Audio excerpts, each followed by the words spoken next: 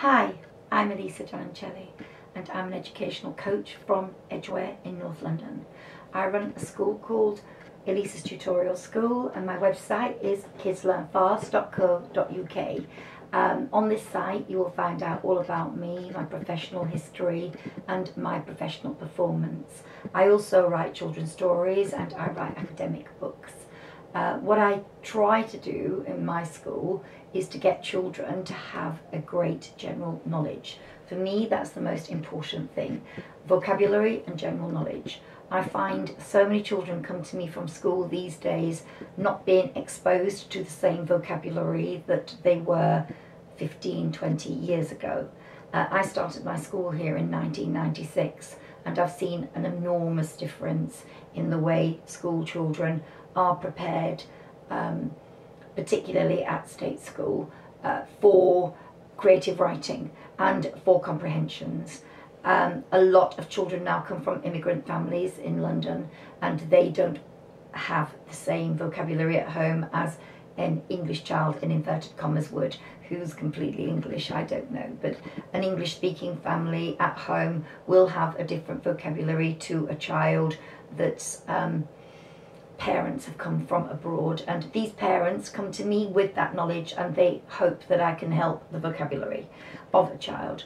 I really believe, and I've said it before in my YouTubes, and if you have been watching them, you will know how much importance I put down to reading.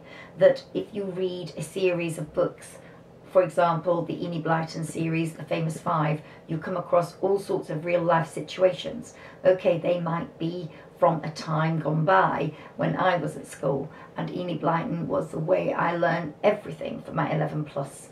I really do think those books are very appropriate and applicable to today's present vocabulary, and so I would definitely say encourage your children to read. If you could, please read aloud to them. There's nothing that beats reading aloud, and I write about that in my blogs. So if you want to read my educational blogs, please go to Kids Learn Fast and there's a blog section. Going back to vocabulary and the importance of it, and the books that I write that deal with all sorts of vocabulary and general knowledge. One series I've written is Everything You Need to Know to Pass Your 11 plus. And there are 8 volumes in this series. The first one is all related to different vocabulary. And the page I have in front of me now is the farm. And you will see this on the screen. But you will see the vast wealth of vocabulary there that some children might not be aware of because they don't have a greenhouse or because they don't see water troughs on the road as much as they used to, because they don't walk around farms. They might not see milk tankers driving along the streets as we used to before, and the different machinery we have on farms, like a combine harvester or a tractor. So I deal with vocabulary in all sorts of different topics, and I think there's another YouTube that tells you about that.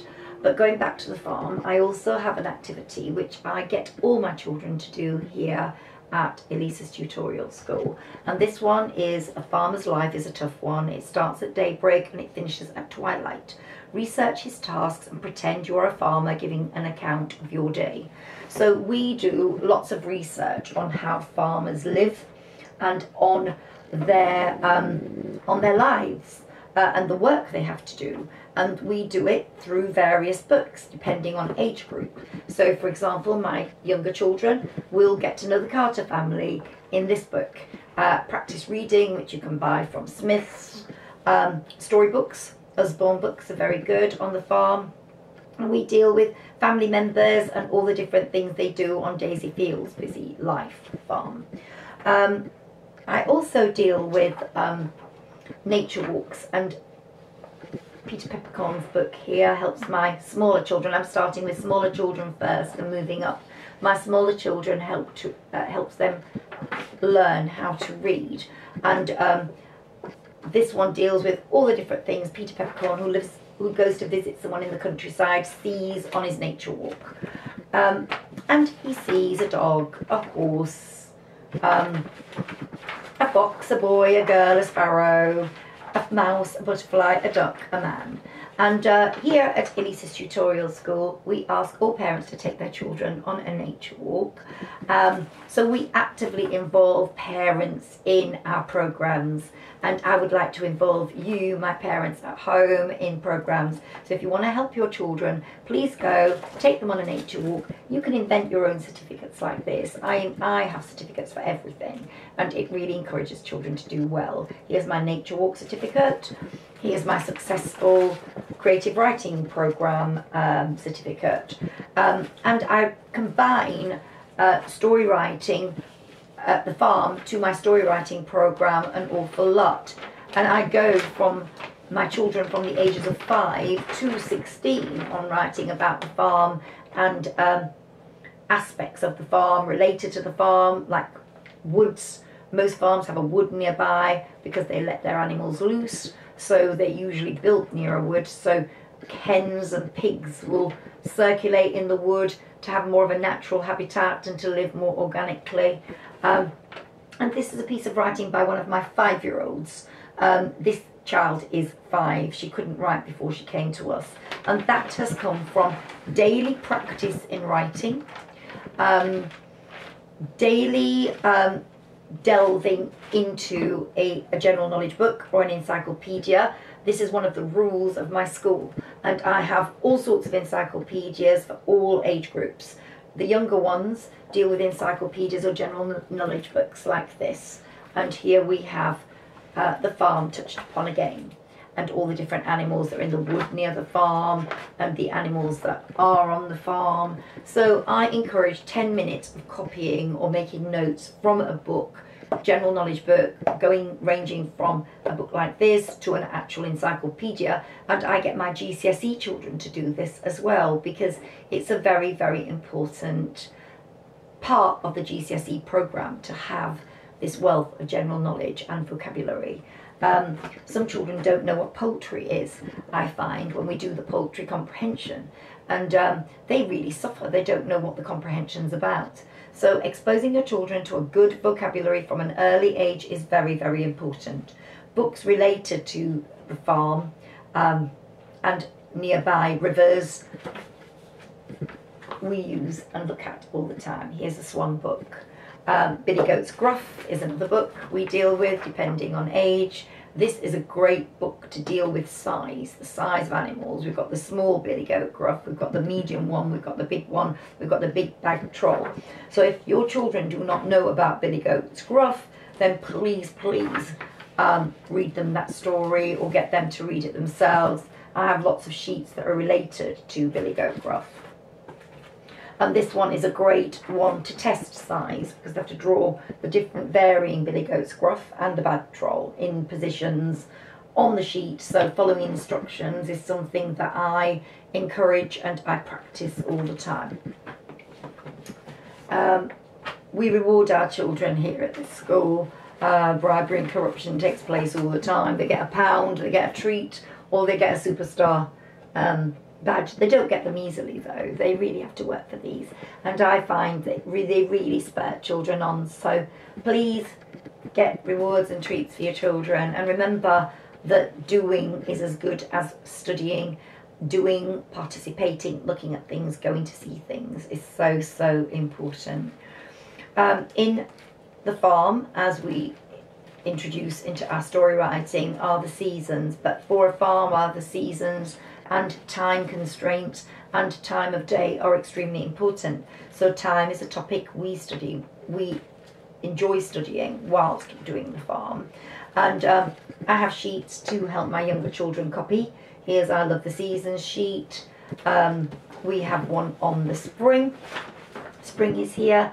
The newborn lambs are playing in the field. There are flowers everywhere and the evenings are getting longer. And each season sheet deals with the aspect of that sheet. Summer is here, it is hot and sunny, the evenings are long and warm. In the summer, the beach is our favourite place. Draw a picture of summer. And of course, autumn, which is where we are now. Autumn is here. I like watching the leaves turn orange, gold and red. I also like to eat the apples and pears as they are now ripe and ready. So it's early September, mid-September, and autumn will be coming in very soon. And your children need to learn about the seasons, related vocabulary, and then cold winter. The winter is here, it's cold and dark in the evenings.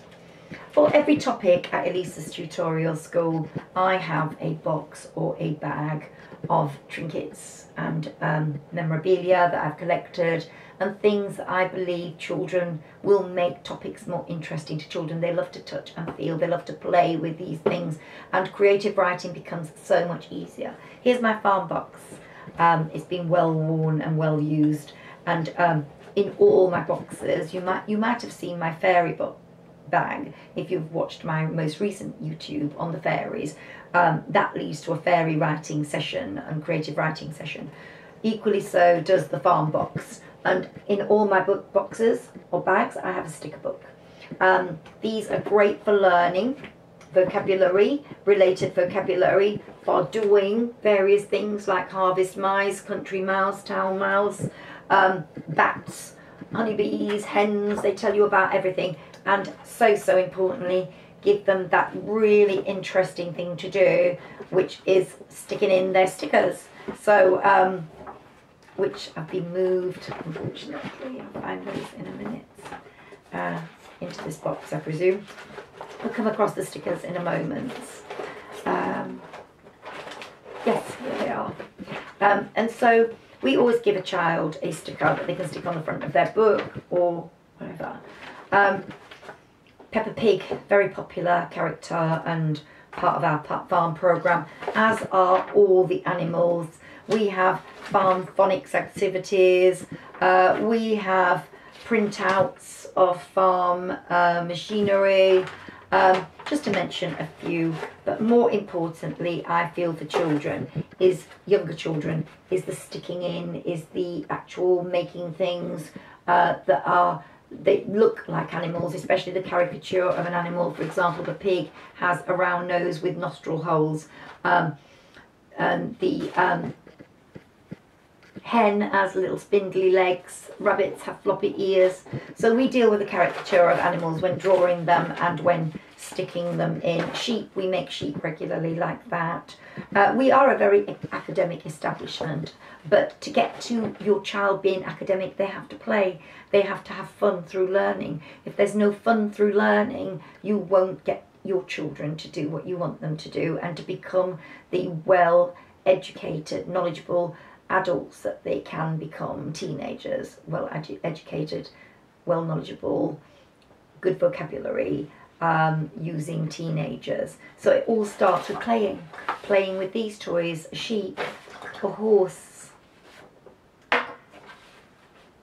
a goat, a rabbit, a dog, and they have great games, horses, vegetables.